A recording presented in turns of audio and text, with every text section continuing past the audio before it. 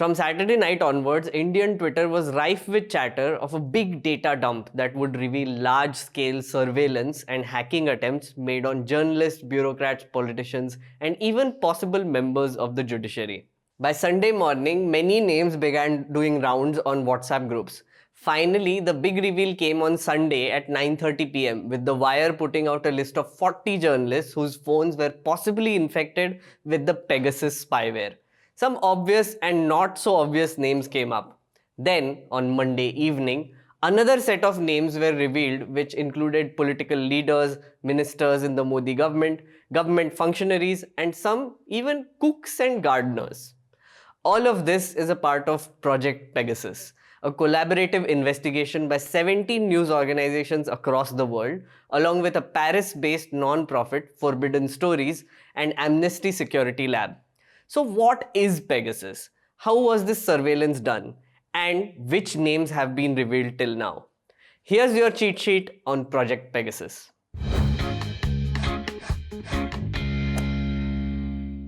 First up, what is this Pegasus that everyone keeps talking about? Why is everyone talking about a mythical winged horse all of a sudden? Well, it's not a horse, it's a software. In simple words, it is a software that is used to spy on people using their phones. What Pegasus does is that it finds weaknesses in the phones that the manufacturers don't know about and then exploits them. You see, your phone has an operating system on it, like Android or iOS. It has tons of lines of code behind it. The developers of Pegasus go through these lines of codes and then find weak points and bugs. Then they find a way to break into the operating system using these vulnerabilities. After doing that, they activate the microphone and camera of the phone to listen and hear everything that the target is doing, including singing in the shower and doing other things in the bathroom. Yeah, microphone is on? Yeah, I can hear him. What are these noise? यार क्या गंदे गंदे आवाज है, इसके पेट में बम फट रहा है. He's a threat to national security. Shut the f*** down. Other than these noises, the hacked phone also starts transmitting data to the attacker. Like what apps are being used, what is being done on those apps, who the person is having a conversation with, what are they talking about, who have they been meeting, how many selfies have they taken before putting one up on Instagram. They harvest it all. Everything. Basically, it's like having a spy in your pocket. Pegasus turns your phone, which you bought and paid for to communicate with your friends and loved ones, into a weapon to be used by someone else. This spying software or spyware was developed by an Israeli private company called NSO Group. This is what their website says.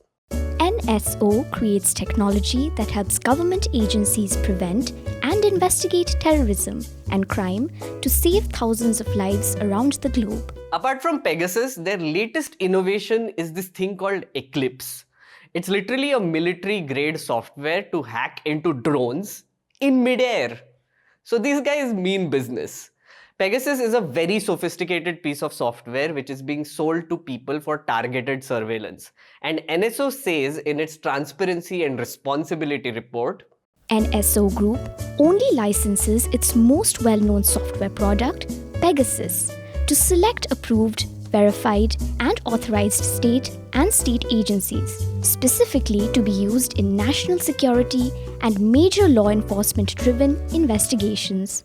What this means is that the NSO Group sells its products to only governments, not to individuals or private companies. And it's important to mention that this software is not like an APK that you can download from Telegram. It's quite expensive. Pegasus works if you buy a license from NSO, somewhat like a Photoshop license, if you're one of those rich freaks who uses Photoshop legally. The website says, NSO Group does not operate the Pegasus system, and Pegasus can only be deployed by its government operators against one mobile phone number at a time. Much like a traditional wiretap, the tool is not designed for, nor can it be used in any manner for mass surveillance. But it can be used for targeted surveillance. So how much does this single license cost? According to this report, the cost of one license can be as high as 70 lakh rupees. As per 2016 estimates, for spying on just 10 people using Pegasus, the NSO group charged a minimum of around 9 crore rupees. There is a recurring service cost and also an installation fee of 3.75 crore. Weirdly enough, this is like a set-top box for government and security agencies. A set-top box which the government uses to watch you. And it does not lose signal when it rains. Superior technology. Right, so now let's come to Project Pegasus. As I said before, this is a collaborative investigative journalism project by 17 news organizations across the world, along with a non-profit Forbidden Stories and Amnesty's Security Lab.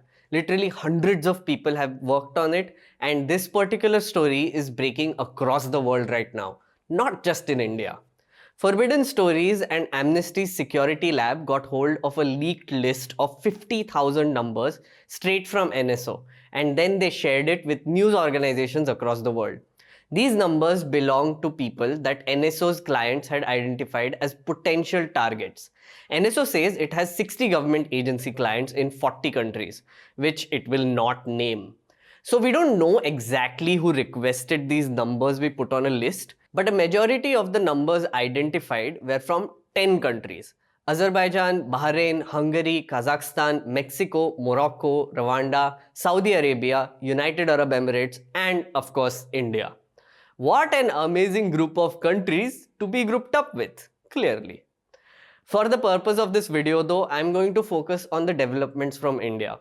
In case you want to read more, I'll leave a bunch of links below for you to nerd out on. The Indian partner for this project Pegasus is The Wire. Check out their reports as well. One thing I need to clarify here is that without forensic analysis of the phone by organizations, it is not possible to determine whether the instrument was successfully infected with Pegasus. But after Amnesty Labs did a sampling of a few of these phones, they found that attempts were made on some, while some were successfully hacked.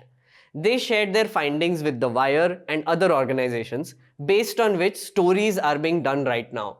So the leaked list is of potential targets. Remember that. Now let's get to the heart of the matter.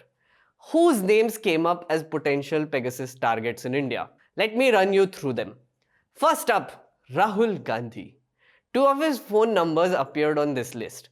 One was added during the run-up to the general elections in 2018 and another after the polls. Apart from that, 5 of his close associates figure on the list as well, including Sachin Rao and Alankar Shawai. Next up, political strategist Prashant Kishore. A forensic examination of his phone revealed some unsuccessful attempts in 2018, months before the general election. Then again in April this year, a day before the last phase of the West Bengal elections. A third, possibly successful attempt was made in June 2021 for 14 days and July 2021, this month, for 12 days. This was also the day Kishore met the Gandhis. The weird thing is that Prashant Kishore's phone was targeted while he was in touch with The Wire for this investigation. Bizarre. Speaking of the Bengal elections, Chief Minister Mamata Banerjee's nephew Abhishek Banerjee and her private secretary were also potential targets. Next up, our current Minister of Railways, Communication, Electronics and IT, Ashwini Vaishnaw. He appears to have been targeted back in 2017 when he was not yet a part of the BJP. Another number that appeared was the name of his wife. The interesting thing here is that his name came out precisely when he was defending the government on the Pegasus matter in Parliament. This is what he said. The allegation is that individuals linked to these phone numbers were being spied upon.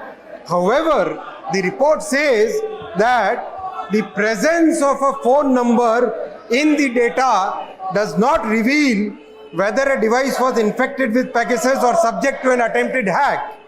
Without subjecting the phone to this technical analysis, it is not possible to conclusively state whether it witnessed an attempted hack or was successfully compromised. Okay then. The name of Prahlad Singh Patel, Minister of State for Jal Shakti, also came up. The leaked list not only contains phone numbers which belong to him and his wife, but even his cook and gardener along with 15 others. Giant net around him. 3 other interesting names that popped up were Sanjay Kachru, who worked as an officer on special duty for Smriti Irani in her first years as a union minister and personal secretary to Vasundhara Raje Scindia back when she was the BJP's chief minister in Rajasthan.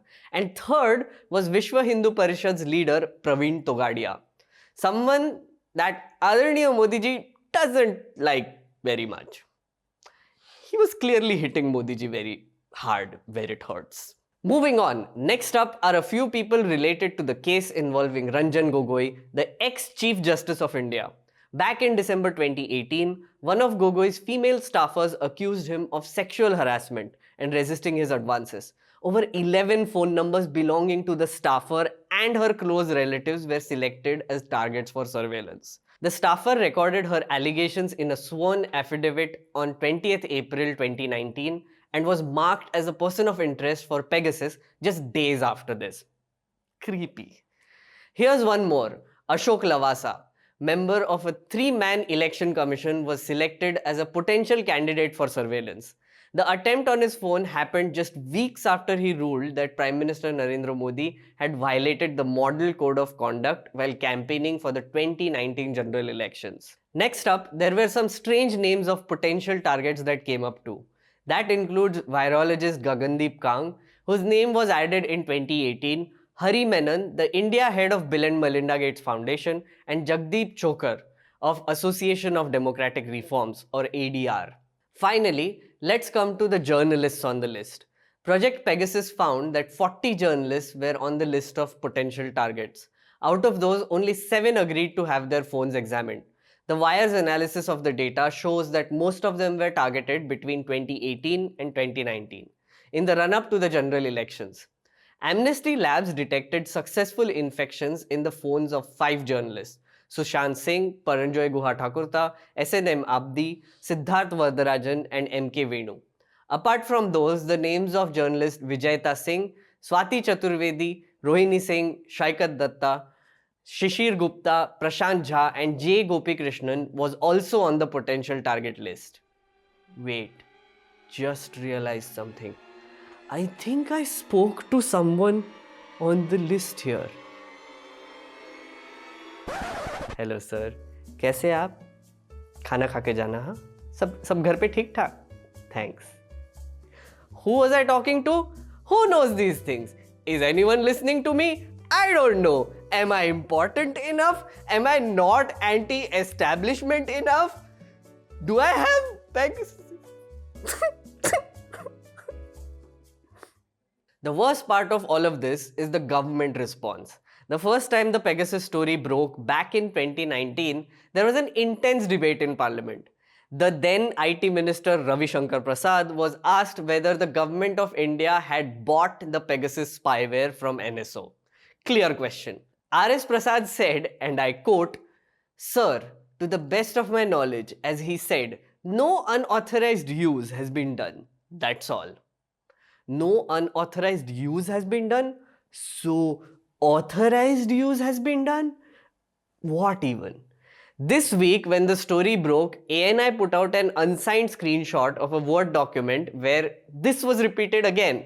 Along with that fun letter, there was also an image put out, a literal screenshot of a sent email by the Secretary of Ministry of Mighty. Oh, and Ravi Shankar Prasad did a press conference where he denied everything the Project Pegasus investigations found and asked, quote, "If over 40 countries are using Pegasus, why target only India?" So, a tacit admission that we have it? Yes? No? God damn it, tell the public already. Matlab ho kya raha hai? Here's the thing, NSO has told us again and again that they sell Pegasus only to government agencies that have been vetted. And our government refuses to give a clear answer about whether or not they bought it. Yet, there are hundreds of numbers that appear in the potential target list from India. Some of them were even successfully hacked. So, either the government is just not admitting to it, or some other government is tapping those phones using Pegasus. If it's our government, then taxpayer money is being used to spy on citizens for what is clearly political reasons. And if it's some other government, then that is a massive threat to national security, something that Pegasus is supposed to protect us against. And before you say, aha, ye to Pakistan hai, Know this, even Imran Khan's number, those of his staffers, and hundreds of other numbers from the country were also on the target list. Just throwing it in there for no reason. This is a developing story, so keep an eye out on our reporting on the Pegasus project by visiting newslaundry.com and subscribe. We, being an independent platform, depend on our readers, viewers and listeners. Support independent media by subscribing to News Laundry. Go to newslaundry.com, click on the subscribe button at the top and pay to keep news free.